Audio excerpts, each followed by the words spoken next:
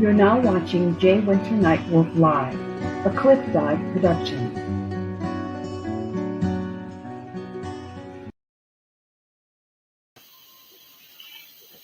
OCO, Taishu. I'm Winter Nightwolf, and this is Winter Nightwolf Live. My co-host tonight is Sandra Hope, and I would like to welcome her in on this conversation. Sandra, are you there? I'm here. Thank you, Jay. All right. Also, this is the observance of National Holocaust Day, the event that happened in Germany to our Jewish brothers and sisters. And that bell rang all around the world. We have a very special broadcast for you this evening. Those of you that are into music, those of you that like funk, well, I got four of the funkiest bass players that ever did it with us tonight. Shawn, Baba Yumi. His name is Steve Hooks. And the other two, Joel Segal, my brother from another mother. And who else? Who else we got? Come on, Sandra. Who else do we have Jeff Bunn. Yeah, that's the primary target tonight. Don't run him off. Yeah. Jeff Bunn is a member of the Holowassaponi tribe of North Carolina. And Jeff played with Parliament Funkadelic forever. Any of you remember Parliament Funkadelic? We want the funk. Gotta have the funk. Steve Baba Yumi Hooks is Muskogee Creek. And he's been a bass player for a very long time. He's played with a lot of great people, and he's done some amazing work. He's also one of my personal friends. Actually, he's like my nephew. Now, Joel Segal, that's a story in itself. Joel and I met 25 years ago, maybe a little longer than that, here in Washington, D.C., when he was Congressman John Conyers' legal legislative assistant.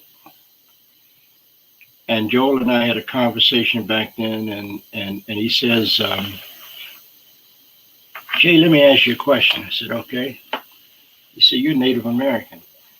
I said, yeah, the last time I checked. He said, you know, I'm a Jew. I said, so what? He said, no, I didn't mean it like that. He says, I just don't understand why so many people have so much against Jews and Indians. I said, Joel, I can give you a quick answer for that, and you can go research it. I said, it's because your people and my people and African people, we came from tribes. We're tribal people. So what are we doing now? I've kind of introduced everybody. Shall we bring them in?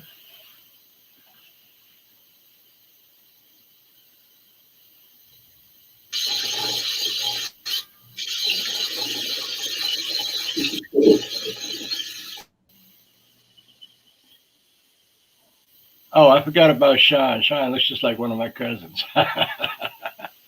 Hey, y'all. I never thought I'd have four of the best bass players in the world in the same room with me. It's like, come on. I don't know what to do myself. So before we go any further, I just want you guys to take 1 minute apiece. We'll start with you, Jeff. Tell us a little bit about who you are, over and above what I already said. Well, I'll be 60 this year. I have a 9-year-old boy who I love more than life. And I've tried to not be a musician several times. Yeah, and it seems to be what I am. I joined P-Funk in '78 when I was 17, and I couldn't stand it. So after 2 years, I joined the Air Force. And after 4 years, the Creator had other things for me to do. So after my honorable discharge, I came back, and so my last time out with George and the guys was they called me to sit in. 3 years later, you were still sitting in.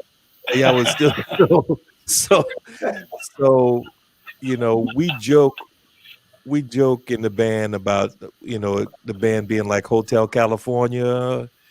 You know, you can check it anytime you like, but you can't never check out, you know.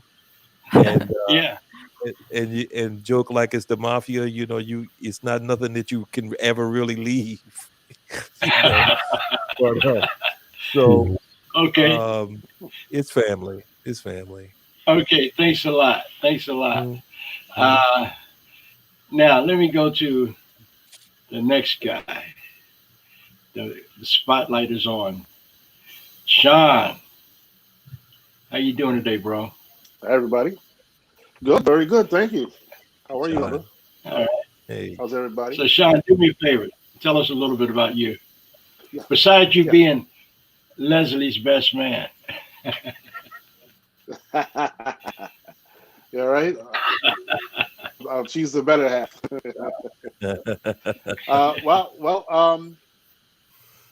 I'm still in the middle of the journey. We have 2 daughters that are 18 and 20.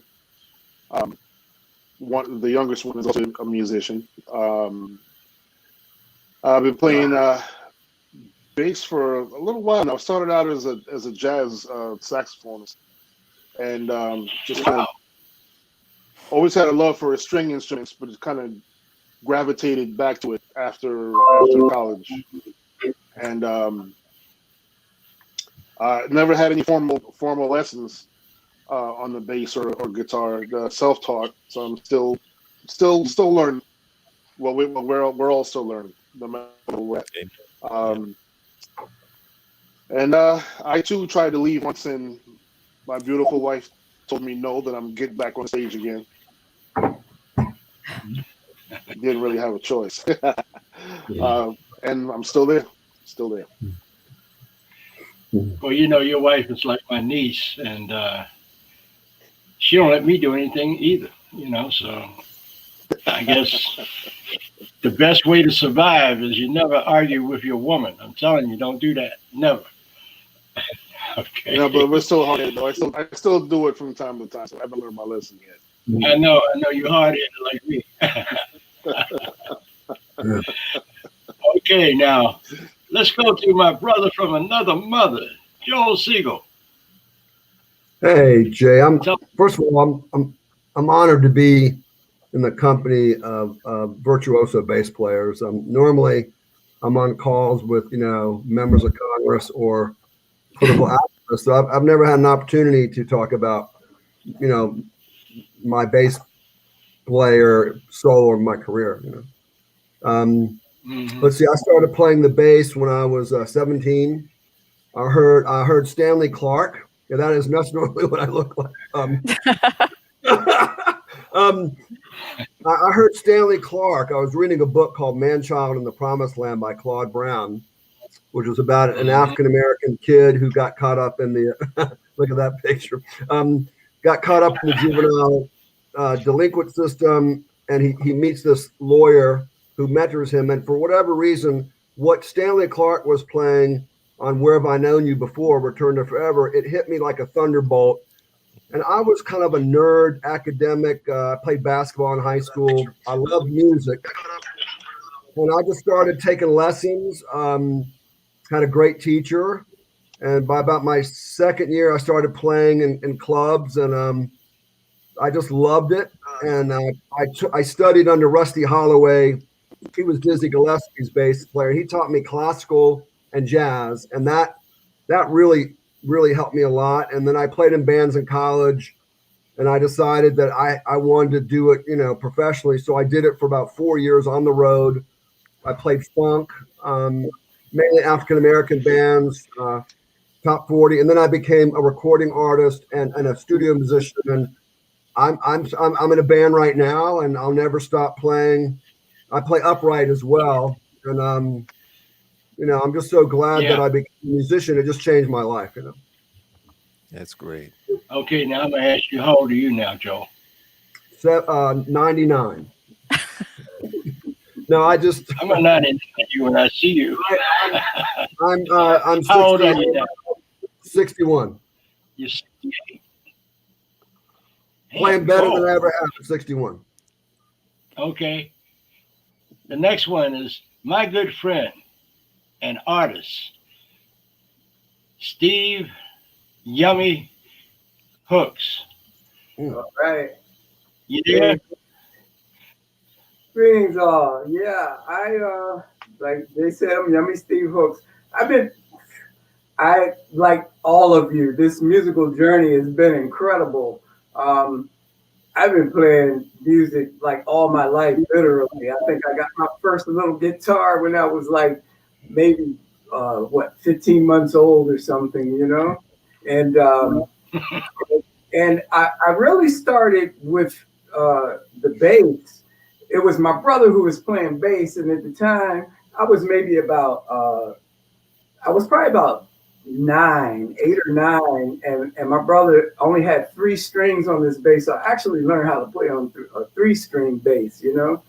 And you know, having older siblings, you know, I was listening to a lot of Hendrix and stuff like that, you know. So that was when that stuff was first coming out. We're all around the same age, you know. So I understand, you know, I read that book very long ago too, Man Child in the Promised Land, had a big influence on me. Yeah, me too.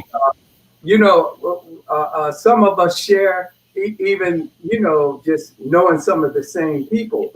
I played with Tiki Fullwood right after that Mothership Connection album, along with Will Harris. And I know you, brother, went and played on. I've seen videos of you and Will and Jerome playing and all that, you know, so we all come out of that same school. You know, I was helping to manage even New Funkadelic Second Generation when Eddie Hazel was there. I took some of the last pictures of Eddie, you know. Okay. You know, so, but yeah, that's, you know, again, I've been playing for a long time, played with a lot of people and traveled, you know, been fortunate to be able to travel the world, you know, various places, touring with like people like Olatunji and Olatunji and Atlantic Star, and, you know, function different capacities. You know, I've been, you know, like all of you, been there, done all that, studied at Berkeley. So, you know, I was coming through that phase when people like, you know, I mean, it was all kinds of folk coming through there. I only have to say back in the 70s, you know. So, okay. Yeah. So listen, this is what I want to ask you. Yeah. This is what I want to ask you to do. Can you find a way to get closer to camera? But anyway, so Yummy, I know you're not over 60. Shawn, you look a little young. Are you so sure about that? Joel Siegel, you're young. And Jeff Bunn is just a baby. I gotta tell you, I gotta tell you something. I'm the elder in the room. I'm 70. I'm a grandfather with 3. I got 3 grandkids. Look, we're gonna do. How many? What's How that? many grandkids you got? I got 3 grandkids. Yeah. Jeff, how many grandkids you got? Okay. I got y'all beat. I got 20 granddaughters, 17 grandsons, and 6 great grands. Yeah, all of them. And birthdays. Wow. You know. Seems like every week somebody got a birthday. Grandpa, what you get for birthday? Nothing. Grandpa, what you get for Christmas? Why? Because you all broke me last Christmas and the last year of birthdays. But you know, I just lie. I do it anyway. So let's talk a little bit about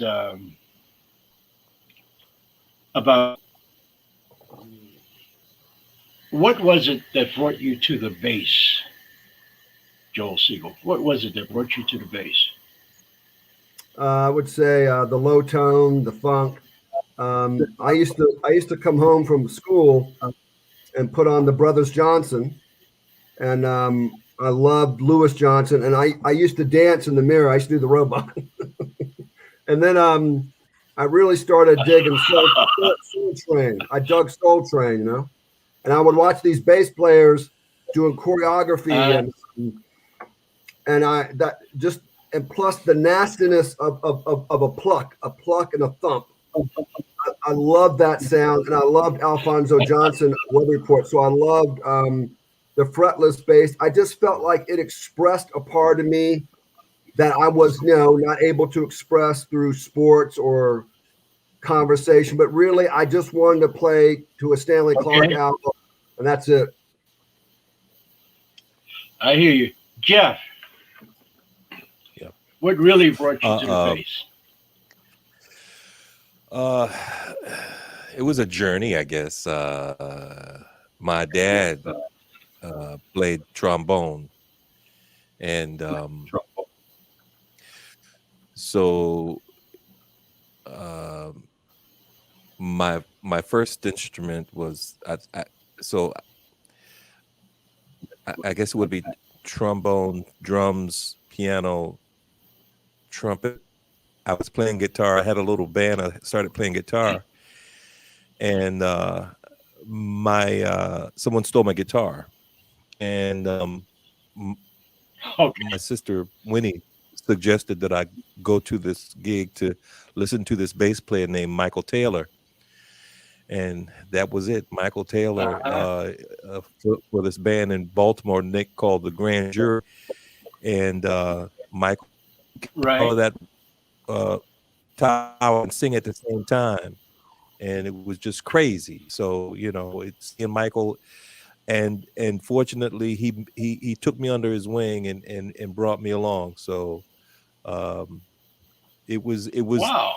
Someone stole my guitar, so that's how I got to bass. Oh yeah.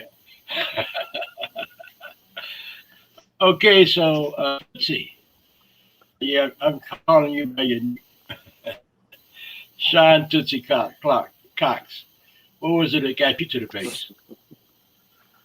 Well, even though I played other instruments when I was younger, being from Barbados and having calypso and reggae and dance hall constantly, pounding into my life on a daily basis, there was always something about a bass line that just kind of put me in that spirit, even though I just kept playing, guitar and, and saxophone.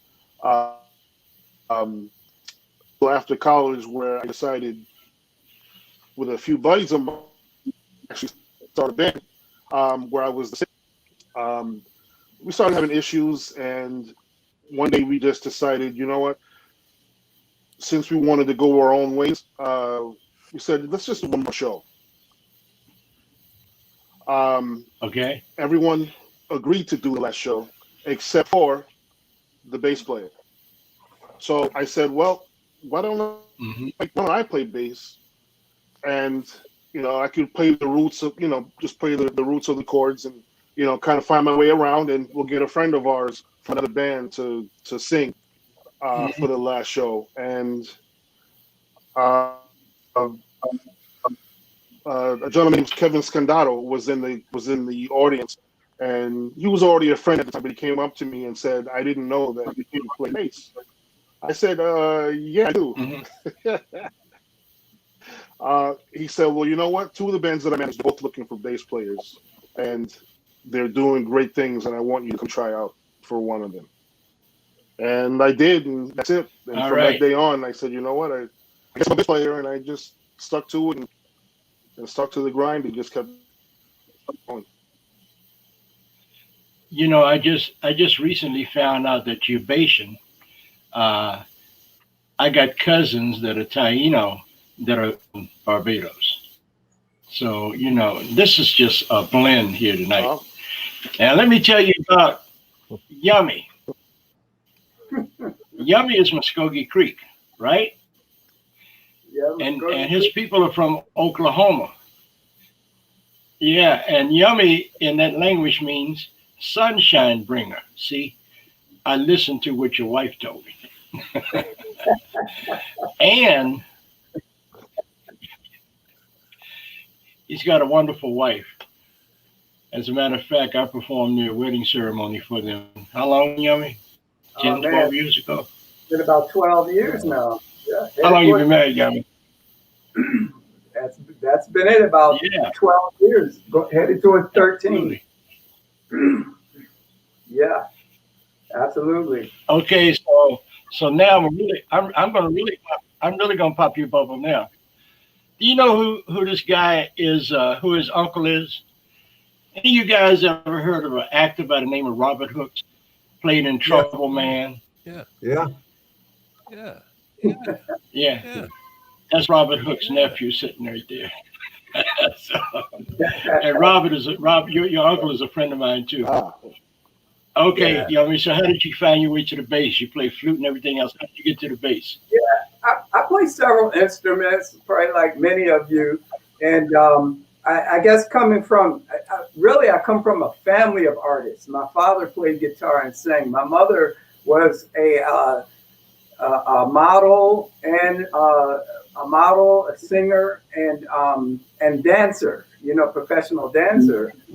But as I said, I started playing on my brother's 3-string bass. It was a old Mayfair. It was called Mayfair. But you know, as I went along, I think going up through junior high and high school, I always wanted to play, like, you know, basketball and stuff. But when they passed me the ball and my finger got nubbed, I realized, oh man, you know, my finger get jammed and I can't play.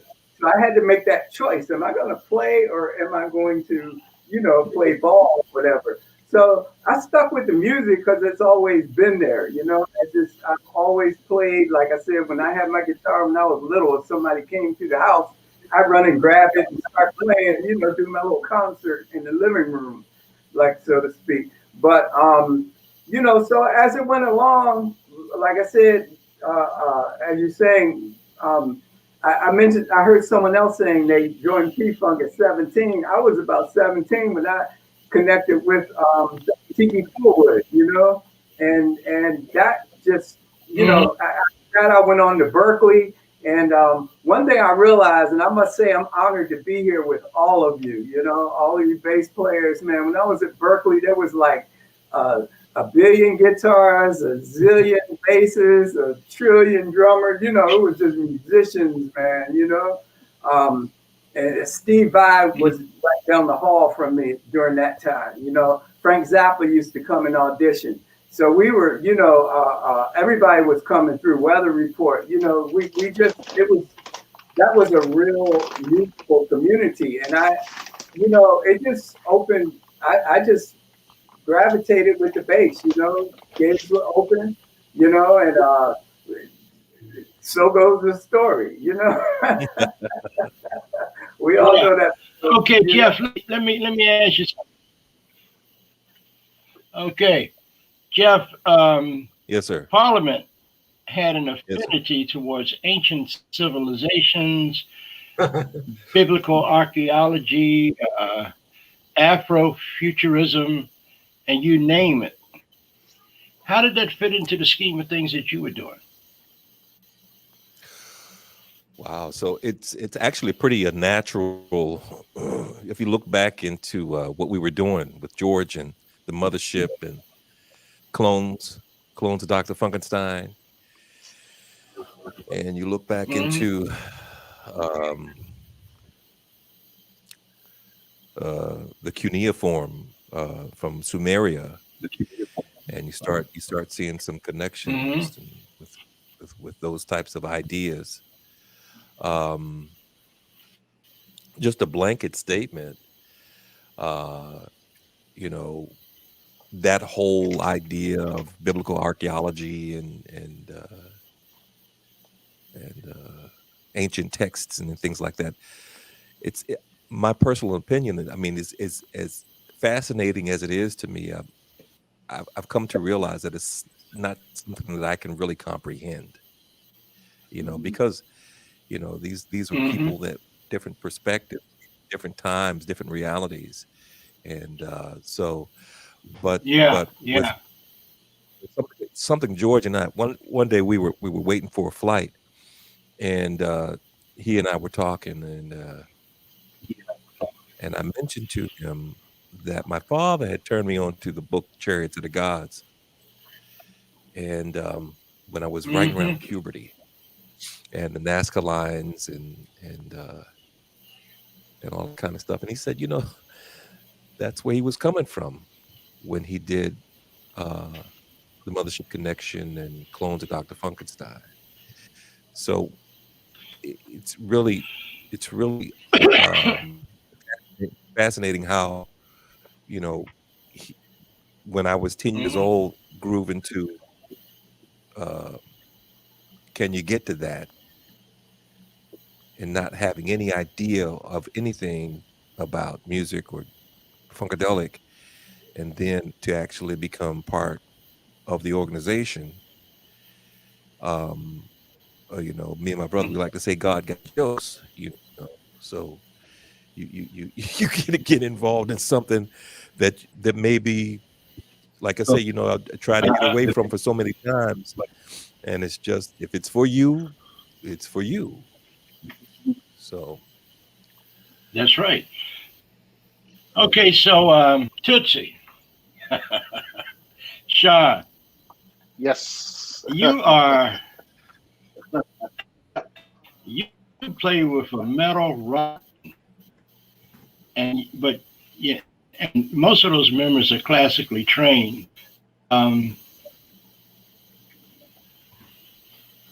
How do you feel? Yes, that's correct. I mean, I've never seen a black musician playing with a white metal rock band, heavy metal band. So I think you might be my first.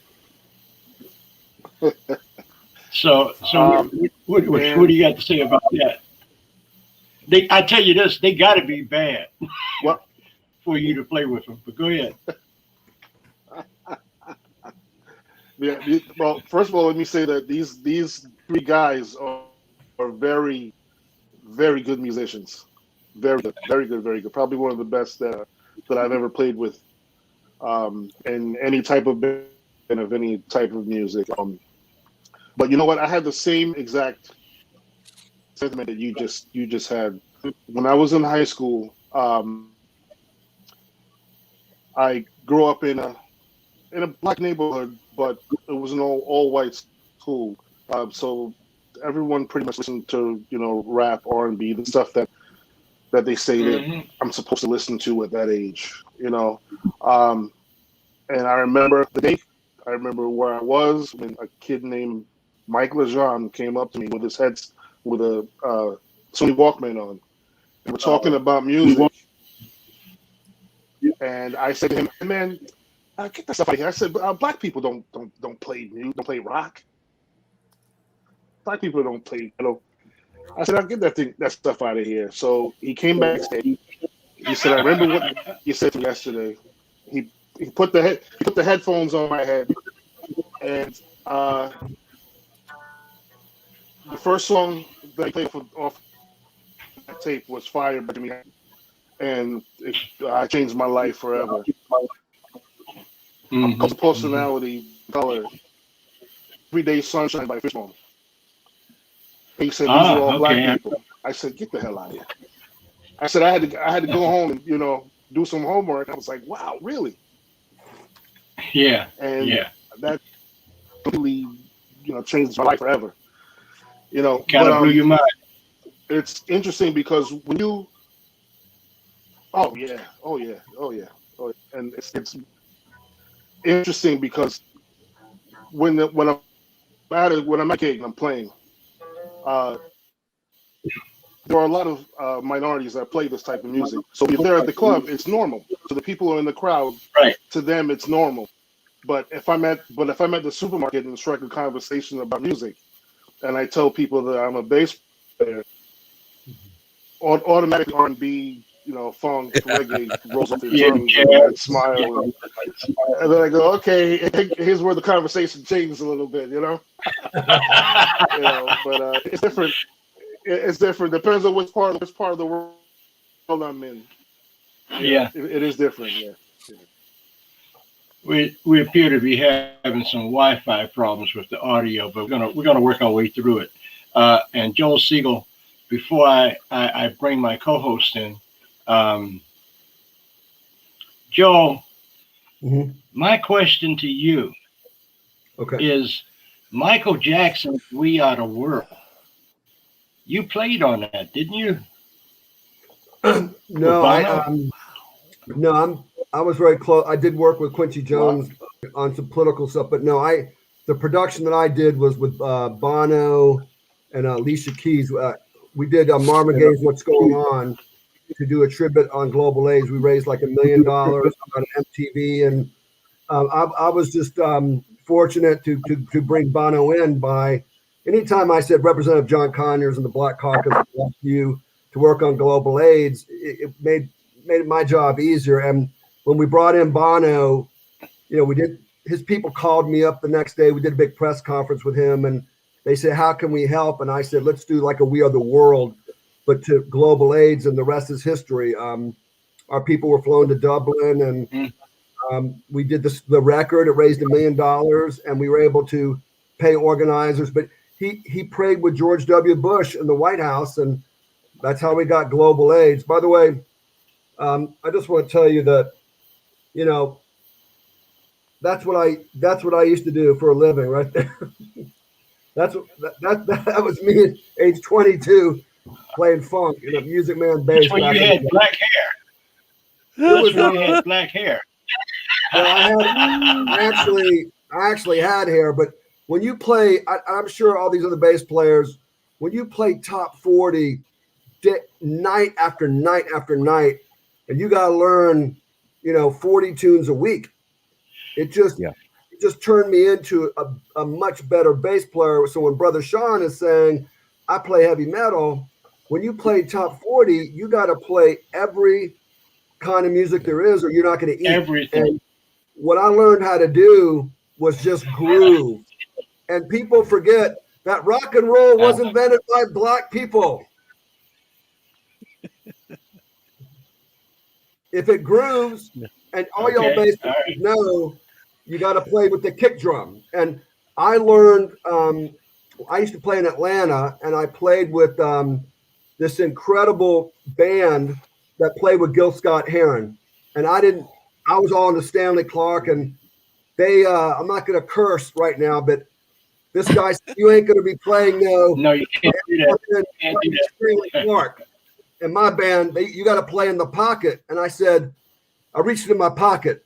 No, I didn't do that. I said, what do you mean by the pocket? He said, you got to play with my kick drum. And I'm some white Jewish guy from the suburbs, and I didn't understand that concept.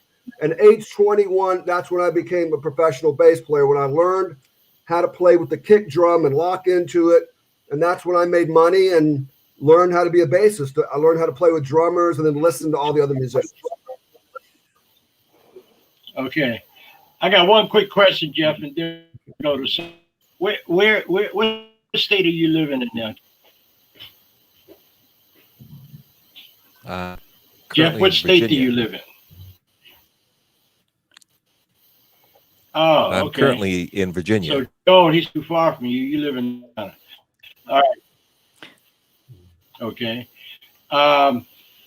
My co-host tonight, Sandra Hope. Since I hogged up most of the time, go right ahead. Thank you, Jay. So I'm going to focus on Jeff for a second. I'm sorry. She'll start preaching on you. I'm going to Now, focus just letting on. the guys know they can't do any cursing because. I'm Go going to ahead. focus on Jeff for a second. So first, let me show you.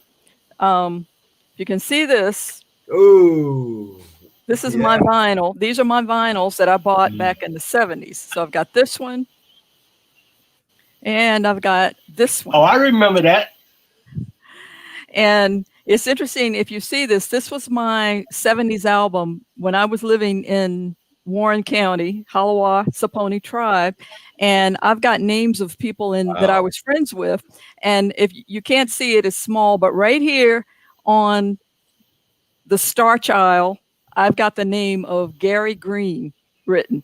So all of you listeners out there, tell Gary Green that he was the Star Child back in the 70s for Parliament. So Jeff, next time I see you, I'm going to get you to autograph these for me. I'd be honored. Yeah, and let me ask you, Jeff. So as I understand it, you are the only bass player who played for all of the Funketeer acts. So that included Brides of Dr. Funkenstein, Parliament, Dr. Funkenstein, Praxis, Jerome Mutiny, and Parlette. Yeah. That guy standing with the black hat on. Can you see? Can you guys hear me? Yes. Yeah. That's Reggie McBride. Yeah. Wow. Reggie McBride. That's Reggie. That's Reggie McBride. Wow. Reggie McBride played Stuffs and Things on Let's Take It to the Stage album. We were in Right. France, and he was playing with I can't think of the lady's name right now, but Foley. He said, "Man, you know who that is?" And I said, "No." And so he says, "That's Reggie." He said, "All that Stevie Wonder stuff, that's Reggie." And it was such an honor to meet him. So I'm sorry to cut in, Sandra, but this is the kind of stuff that Funkadelic is like, the secrets of Funkadelic, where everybody thinks, oh, Bootsy's playing everything, or Boogie's playing everything, or Billy's playing everything, and here's this brother playing. I'm thinking I'm learning Bootsy's parts, and I'm learning his parts. It's Reggie's parts. But yeah, it came to me about a year ago that I was the only guy to do that, to play with all of the groups. So they brought me out. Bootsy did the album. Bootsy needed to go on tour, so they needed a bass player for the Brides. Skeet, brother from Baltimore, fellow bass player, he hooked me up, and I got out. And as things progressed, and look back on my involvement, it occurred to me, wow, I toured with Bernie. I played with Jerome, with Mutiny. I played with Dawn on her project. I'm on George's his own, record. I think I'm not on any Parliament albums, but gigging with P-Funk, you're playing with Parliament. So yeah, I'm recorded with Parlette, and Sandra, we were about to do. George was actually going in a position to become the next Barry Gordy, and we were doing Uncle Jam's records and tapes, and so I played bass on the acetate for the marketing for that.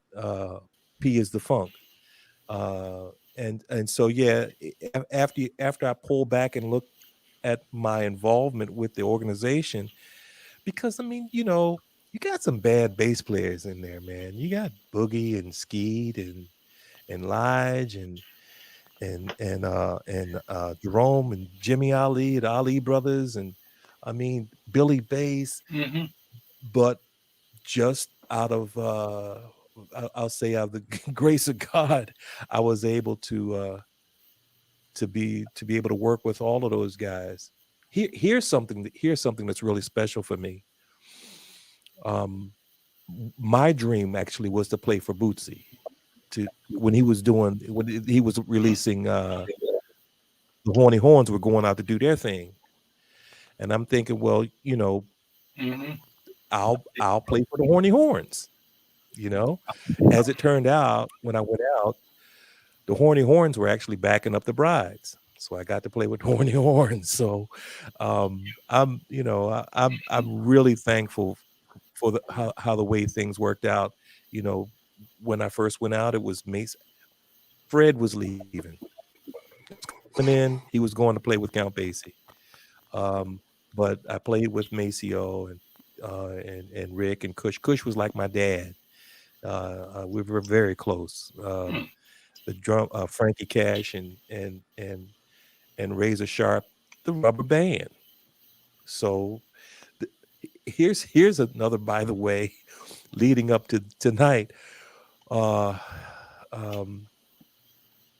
idea of standing on stage and people saying, "We want Bootsy, we want Bootsy, we want Bootsy," and I was like, "Man, I'm 17, and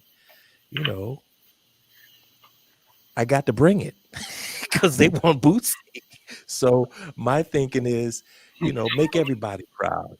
Make everybody proud. That was my thinking. Do this thing. You learn the music, now do this thing. Make everybody proud that they got you out here.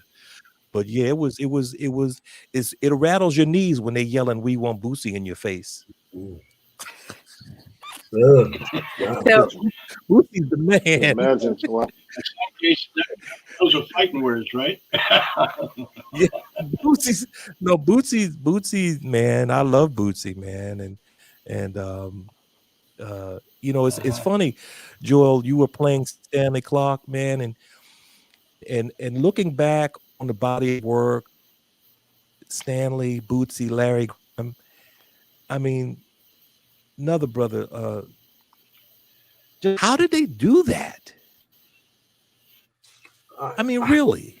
I don't know, because Representative Connors used to say that jazz came from Africa, and funk and jazz and gospel really have the same root, but it really is what I call black genius. And it's just genius, because people don't understand that when you're up there on stage, intellectually, you got to learn all your notes. You got to play in rhythm. You got to know the changes. You got to know how to count.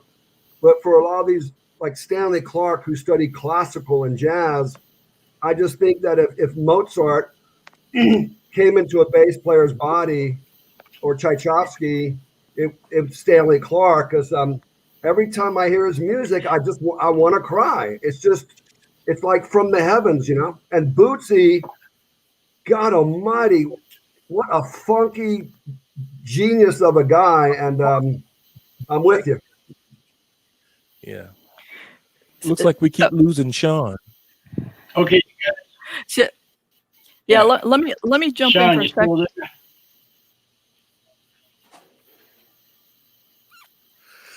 Shawn? Uh-oh, we lost Sam. Shawn is still there. So, Joel, let me ask you a question. So, a lot of your background is in writing, co-authoring bills and such for Congress. So you've done a lot of bill writings for different things in Congress, for healthcare, for homelessness, for HIV/AIDS. And I don't know if you're familiar, in 2018, Parliament released an album called Medicaid Fraud Dog. Have you heard that? And I'm sure Jeff's familiar with it. And they critiqued Big Pharma and the American wellness industry. And the opening line in that album is, "Medicaid side effects might be worse than the thing you're trying to fix." So would that, now that you know about that, would that be your theme song when you're speaking and co-offering these bills to Congress to fix the state of Medicare and Medicaid and affordable health care and all that? Is that going to be your new theme song? Yeah, why not? I'm a visiting professor at 2 universities, and I teach government and political science. And I start off every lecture with a funk tune. And these kids are looking at me like, what's going on here with this white dude with gray hair, you know, a younger version of Bernie Sanders. and once they hear the music, and I'll sit there, I'll go like this, that's when I really am able to connect with them because they realize that I'm not some nerd scholar dude. But I will say that where music and politics intersect is if you do it right, you do it with rhythm. And what bass players know how to do and musicians know how to do, we know how to cooperate with each other. And I brought that kind of spirit from music and playing in bands most of my life into the political process. But also, we musicians know how to laugh. And all y'all bass players know what I'm talking about. When we're in the studio, we're laughing. When we're on the road and we got to drive 6 hours to the next gig, we're laughing. And I brought that into the Congress and into progressive politics. And at first people were like, why is this guy laughing? But you know what? It ended up with the passage of Obamacare and then Medicare for all. So I must have done something right. And I attribute that to my musical background. Thank you. Jeff, yeah. Thank you. Yeah. Rhythm. You got to put the funk in everything, man. Put the love and the stank and the funk in your family and your personal life and your politics. And if you keep that funk alive and you're laughing at everything, you know, life is a lot easier. Yeah. Great. Yeah, hard things are easier to digest. How about Yumi? Yumi, where are you? Are you still with us? Yummy's there. Stories, and you know, it's amazing, you know, just what we do as musicians, as bass players, and all these things that have opened the way. You know, I've enjoyed listening to y'all's music. You know what I'm saying? Even myself, you know, and you know, it's just a great, wonderful experience. You know, just the opportunities that have come along, the many people that we've met along the way, and you know, all the great things we do. I write a lot of music, so you know, I mean, I know, I'm sure we all do. I play a 12-string acoustic guitar, electric acoustic guitar, because as I perform by myself, that's what I'll, you know, often play, and I've been fortunate to be able to play several places, you know, with many people. But I'm able to do my solo work like that, you know, in the studio. So that's what I've been doing, especially during this time of COVID. I've been sitting back, you know, doing a lot of things been flowing through me. So I'm feeling good about that, to be able to have this release of music, and you know, it keeps me in a good space, you know. And so, you know, that's been good, you know, and enjoying that. And I always say that, you know, musicians, real musicians, I've always said of the universe, you know what I'm saying? So we all bring something, you know, we open the way, just like Joel, you're doing whatever, on whatever levels and on whatever it is that we're doing, you know. I think it keeps us grounded. I know I look around sometimes at many people I know and or have known, and I just give thanks because I know it was the music that got me through, you know. No matter what I was doing, that music always like kept me in that space, you know, that kept me going, you know, getting through it. So yeah. Mm-hmm. Yeah. So but Jeff, you know what? We just had somebody named Eddie Peterson that said, Yumi looks like he can jam in his space. I can attest to that. Definitely. Yeah. What about Shawn? Shawn ain't saying nothing. What's that? He lets his playing do the talking. Yeah. Hey. Having a hard time holding back. Let me interject this. See, we cannot let this pandemic to us become an epidemic. Just think about that. That's a good baseline. Don't. Come on, Shawn. Yeah. Yeah. Jeff, did you play Flashlight with Parliament? many times. What was playing with Maceo Parker a dream come true? I mean, one of the greatest sax players ever. Yeah, absolutely. It was to play with the horny horns. Yeah, man, and Mace. So Skeet has been Maceo's bass player, and I'm like, whew, this man. Maceo is just, it's really mind-boggling what he does with that horn. I mean, because he can play one note 3 different ways at the same time, and just work that thing over. Wow. Yeah, Maceo, and it's there's not enough time, to talk about how special being affiliated with those musicians are. Very, very thankful. There's a lot of okay, back to your question about Flashlight, right? There's a great recording of us doing the thing for Independence Day on YouTube. We're really killing it that day. So if you can go on there and find it, Independence, July 4th, Independence Day celebration. I think it was, I don't know where we were, but it's on YouTube, and it's a very good day. I think it's just Flashlight. I think it's just that one song. But Jeff, I want to tell all my fellow bass players that if you want to blow people's mind, go sit in on Mr. Magic by Grover Washington, and at the end, I go into Flashlight. Oh my God! Yes. And people will stand up, and a lot of times I'll do it. Like I'll walk in with a suit and tie, and people are like, "Who the hell is this guy?" And I'll go, "You mind if I sit in?" Then I go into, Mr. Magic, and then all of a sudden I start going down on Flashlight, and people are like, "What the hell is going on?" But I highly recommend just going to Flashlight after Mr. Magic.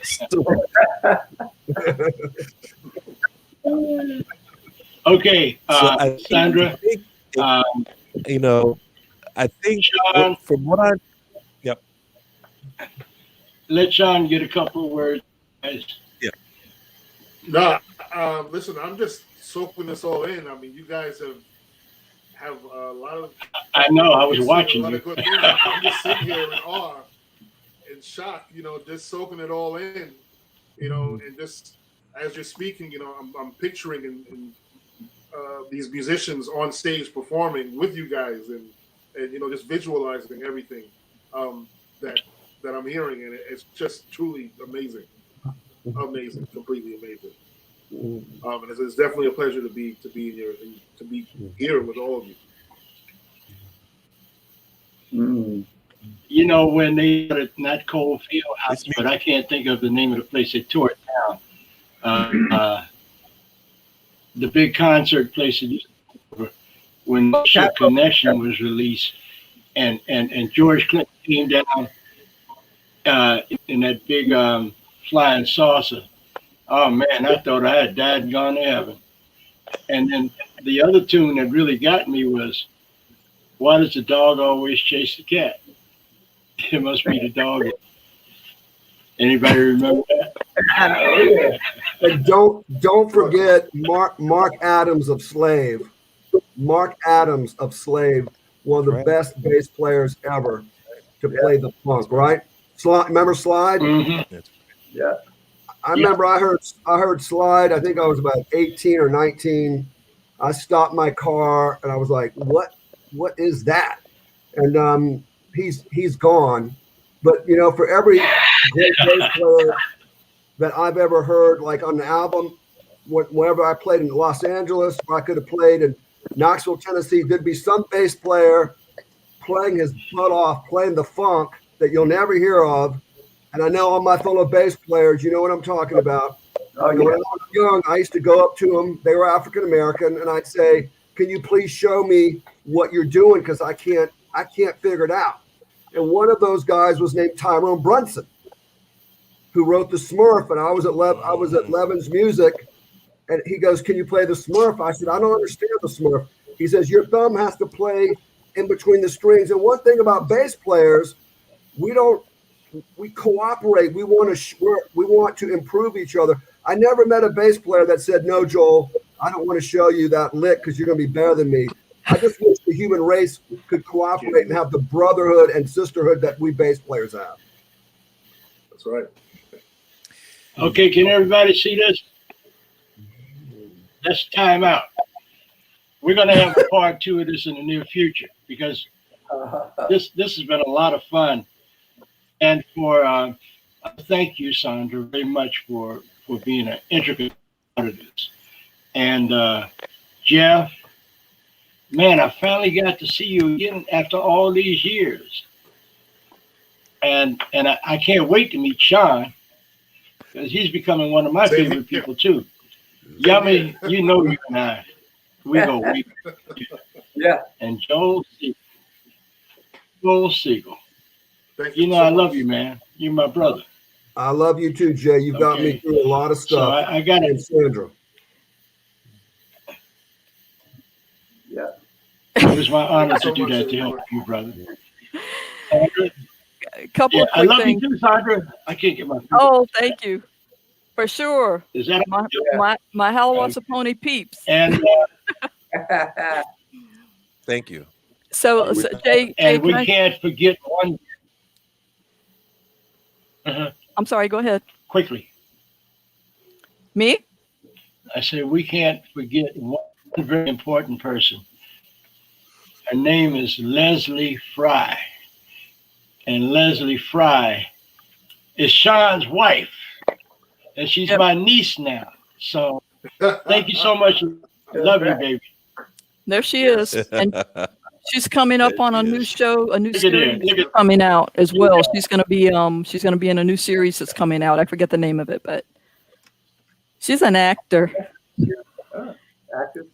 Dr. Death. Yeah. So Jay, let me say real quickly. Dr. Death, produced by Alec. Go ahead.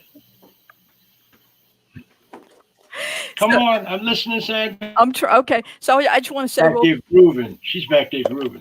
yeah. It's one nation under a groove, Jay.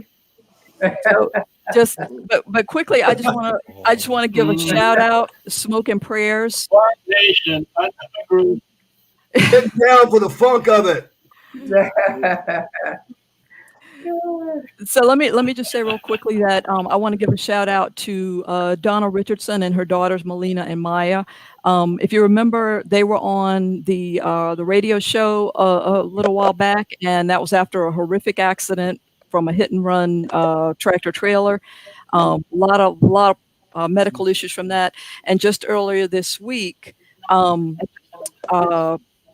there was another accident. Melina was hit head on by a young woman who fell asleep at the wheel. So horrible accident. So we just want to send smoke and prayers and say we're thinking of you, and we pray that traveling mercies and healing for you and your family. Amen. Okay, we're gonna sign off with a song.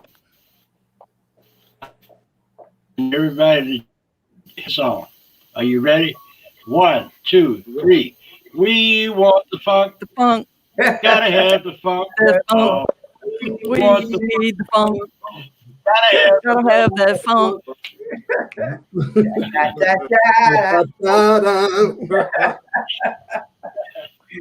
Okay, Ow. so as I always do, okay, enough.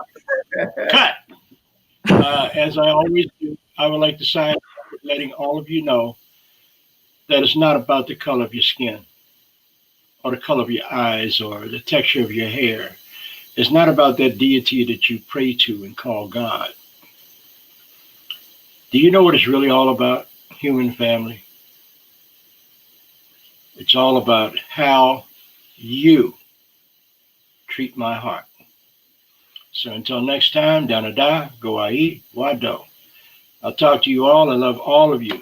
Even those of you that make it almost impossible to love. I love you anyway. Talk to you next week.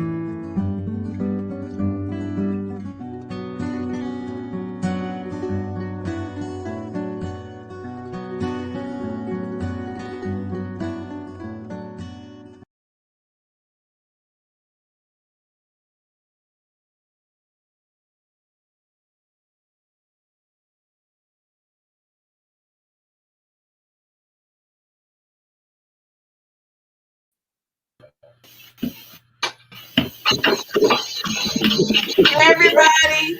Hey. Okay, so are we still on here? Yeah, Yeah. we're still on. All right. No, we ended the broadcast, but we're still on. All right. Did we lose? Hey, that was great. Okay, so I've never experienced anything like that. Did we lose Jeff? Yeah, Shawn, he was on his iPad downstairs, so it was dying, so he had to jump off. okay, And we're still missing we one lost. person. We left Jeff. We lost Jeff. Okay. Let me, I'll text Okay. him real quick and see if we can get him back. Okay, but I don't know how y'all feel about it, but I think this was over the top and sensational. To have these four great bass players together in one spot and not arguing over my line is better than your line. No, it ain't. You know. That was a great show. Let me show you. Love that. Love Thank that. you. Yeah, let me show you how to do it. You know? How did you find all these people, these bass players? Well, I know you. I know Yumi. Who's Leslie's husband. I know him. So the only one I had to find was the one that Sandra Hope wrote to us. So, I found Jeff. I Fine. actually started with Jeff. And then of course, Really? Jay just has to open his phone book and he's got 4 or 5 of every category you could think of in there. So started with Jeff and then added. I mean, to play with Parliament, you gotta be a bad, you know what? To play Well, with Parliament Funkadelic at age we're not on, 17. we're not on television anymore, but so you can say what you want to say, how you say it. Bad motherfucker. But these are legends. Yumi at 17 years old, playing with all these famous cats, and You know, Joel, I tell you real quick, it was just like Sandra, you were holding up those albums. When I was in Oklahoma, when those albums came out, that was just, like for me in high school, and I used to DJ a little bit around town, and they didn't have that music out there. I bought it out there from DC, and I knew about P-Funk and all that. It wasn't P-Funk then. It was Funkadelic, Parliament. Then Bootsy came out, as a bass player. I was like, whoa, and so I always wanted to play with them. When I graduated from high school, the day after I graduated, I drove back to DC. Took me 2 days. I had a buddy helping me. And a day or two, maybe 2 days after that, I hooked up with Will Harris, who Nightwolf, and he was working with Tiki Fullwood, who was the original Funkadelic drummer. Yep. They were recording, and I started working with them. I was like, hey, and it just kept going from there, you know. Did you did you read music or did you just play by ear?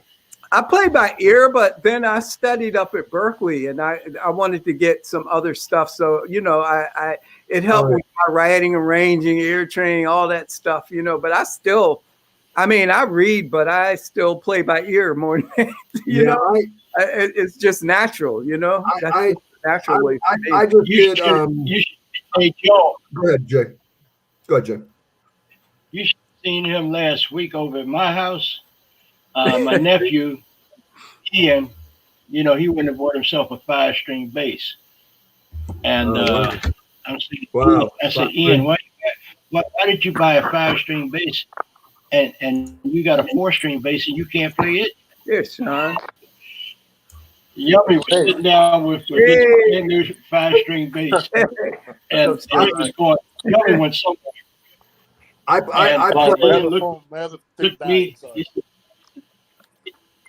play 4. He said, Uncle Jay. I said, what? So Ian looked at me. He said, Jay. He said, he just showed me up on my own bass. I said, yeah, once you learn how to play the 4-string bass, you might graduate to that 5-string. You just play. Y'all play 5 or 4? I play both myself, you know. I have several of my favorite basses, but one is a 4, one is a 5, you know, and then I also play I play upright, I play electric. I have one of those NS, it's a 5-string though, you know. You're talking about electric upright. Yeah. I have it's called the Kid bass. Okay, yeah.